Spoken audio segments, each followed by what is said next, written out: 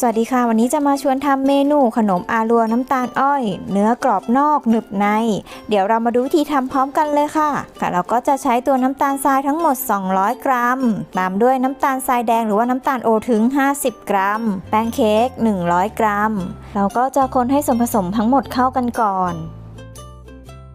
ได้แล้วเราก็จะละลายแป้งด้วยหัวกะทินะคะวันนี้ก็ใช้เป็นกะทิอบควันเทียนดอกไม้หอมตาอร่อยดีอีกเช่นเคยค่ะก็ตวงมาใช้ทั้งหมด250 ml ก็คนให้ตัวแป้งกับน้ำตาลละลายนี่ค่ะเมื่อส่วนผสมเริ่มเข้ากันแล้วนะคะเราก็จะเติมน้ำเปล่าลงไปค่ะอีก100 mlค่ะก็คนให้เข้ากันอีกครั้งหนึ่งก็เป็นอันเรียบร้อยแล้วค่ะเราก็จะนำมากรองผ่านกระชอนสัก1 ครั้งนะคะเพื่อเอาตัวเศษน้ำตาลที่ไม่ละลายออกค่ะเราก็จะกวนด้วยไฟกลางค่อนไปทางอ่อนกวนไปเรื่อยๆจนตัวแป้งของเราสุกค่ะสำหรับการกวนอาลัวเราจะใช้ระยะเวลาไม่นานมากนะคะนี่ค่ะผ่านไปประมาณ5 นาทีขนมของเราก็เริ่มสุกแล้วนะคะสังเกตว่าเขาจะเริ่มจับตัวกันเป็นก้อนแล้วค่ะก็กวนไปเรื่อยๆอย่าหยุดมือนะคะและเมื่อน้ำแป้งของเราเริ่มข้นประมาณนี้ก็ให้เบาเป็นไฟอ่อนค่ะกวนไปเรื่อยๆจนน้ำแป้งของเราเริ่มแห้งพอได้ประมาณนี้ก็ปิดแก๊สได้เลยค่ะเราจะอาศัยความร้อนที่ยังคงอยู่ในกระทะนะคะกวนต่อจนตัวแป้งของเราสุกดีค่ะสังเกตว่าตัวแป้งของเราก็จะเริ่มเนียนขึ้นนะคะแล้วก็จะค่อยๆร่อนแล้วก็ไม่ติดกับกระทะค่ะก็จะจับกันเป็นก้อนเดียวกันประมาณนี้นะคะอันนี้ก็ใช้ได้แล้วค่ะก็นำมาใส่ถุงบีบเตรียมไว้รอให้เขาอุ่นตัวลงสักเล็กน้อยเดี๋ยวเรามาบีบขนมกันค่ะ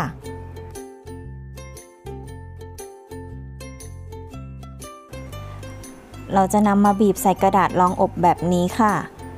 บีบหยุดแล้วก็ดึงบีบหยุดแล้วก็ดึงค่ะก็บีบไปเรื่อยๆจนหมดนะคะ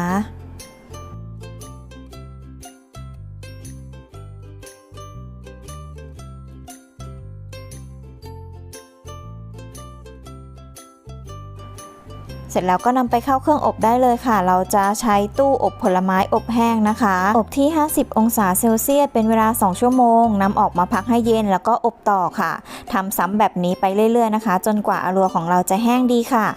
ค่ะอันนี้เราก็อบไปได้3 รอบนะคะอาลัวของเราก็เริ่มเซตตัวแล้วค่ะเราก็จะพลิกกลับด้านนะคะแล้วก็นำกระดาษรองอบออกค่ะ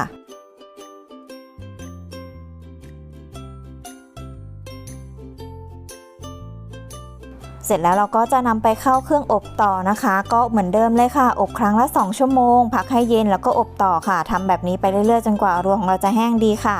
นี่ค่ะอาลัวของเราก็แห้งได้ที่แล้วนะคะด้านนอกเขาก็จะเป็นทรงแข็งแบบนี้นะคะก็เกิดจากการตกผลึกของน้ำตาลในขนมนะคะส่วนตัวก็ใช้ระยะเวลาอบไปทั้งหมด6 รอบค่ะนี่นะคะก็ขอให้ดูนะคะว่าแห้งแล้วจริงๆนะคะตัวเนื้อขนมที่ได้ด้านนอกเขาก็จะมีความกรอบด้านในก็จะได้เนื้อหนึบๆแบบนี้นะคะต่อมาเดี๋ยวเรามาดูต้นทุนขนมกันบ้างค่ะสำหรับต้นทุนวัตถุดิบขนม1 กิโลจะอยู่ที่กิโลกรัมละ78 บาทและต้นทุนค่าไฟนะคะในคลิปเราใช้เครื่องอบกำลัง 1,000 วัตต์ค่ะใช้ระยะเวลาอบทั้งหมด12 ชั่วโมงค่าไฟก็จะอยู่ที่ประมาณ60 บาทค่ะซึ่งระยะเวลาของการใช้เครื่องแต่ละคนอาจจะไม่เท่ากันนะคะขึ้นอยู่กับปริมาณขนมแล้วก็ขนาดขนมด้วยค่ะสำหรับในคลิปนี้เราก็แพ็คใส่กล่อง P39 ให้ดูเป็นตัวอย่างนะคะบรรจุกล่องละ150 กรัมค่ะต้นทุนขนมรวมค่ากล่องก็จะอยู่ที่กล่องละ22 บาท 70 สตางค์ถ้าจะให้แนะนำราคาขายนะคะส่วนตัวก็จะขายอยู่ที่กล่องละ